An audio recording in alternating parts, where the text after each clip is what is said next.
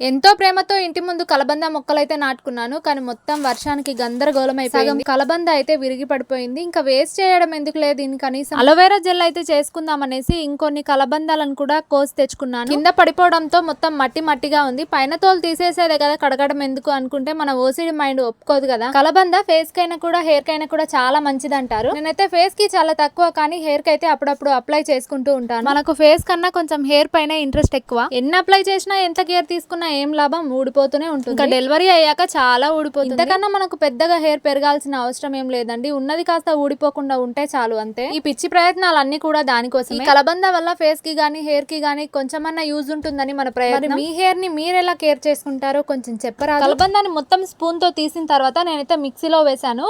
అదైతే చాలా వాటర్ లాగా అయిపోయింది. దానికంటే కూడా స్మాష్ చేసుకుంటే బాగుంటుంది అనిపించింది. మన అలోవెరా జెల్ అయితే రెడీ అయిపోయింది. సబ్స్క్రైబ్ చేసుకోండి ఫ్రెండ్స్. Bye bye.